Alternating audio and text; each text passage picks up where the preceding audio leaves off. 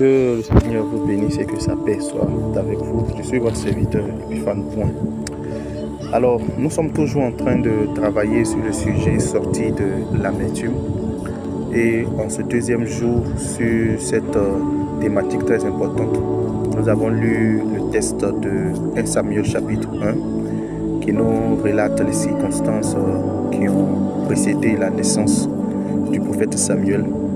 Et on nous fait le parcours d'une femme, non des moindres, la personne de Anne, coépouse de Pénina et l'épouse de Elkana qui malheureusement était stérile. Et de sa stérilité, il y a eu beaucoup de choses qu'elle a vécues.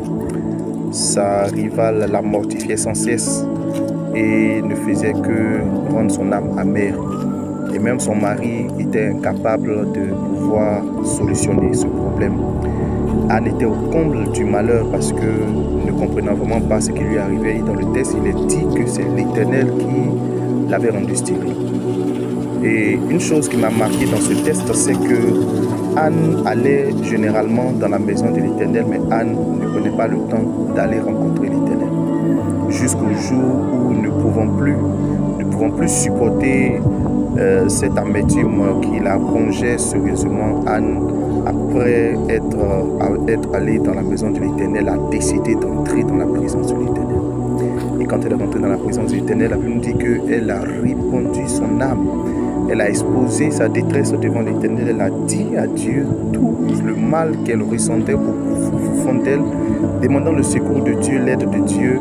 Et même elle a fait un vœu à l'Éternel, que l'Éternel lui donne de pouvoir concevoir un enfant qu'elle lui donnerait. Bien-aimés, je crois que l'une des raisons pour lesquelles l'amertume continue encore de nous ronger, c'est que plutôt que d'entrer dans la présence de Dieu, nous allons juste souvent dans des assemblées et nous ne prenons pas la peine de déposer au pied du Seigneur les souffrances dans lesquelles nous nous trouvons.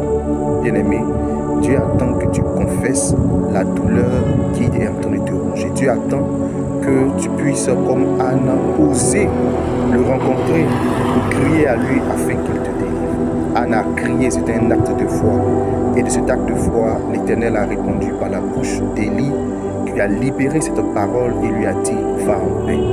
Bien-aimé, pour guérir ou sortir de l'amertume, il faut apprendre à crier devant le Seigneur.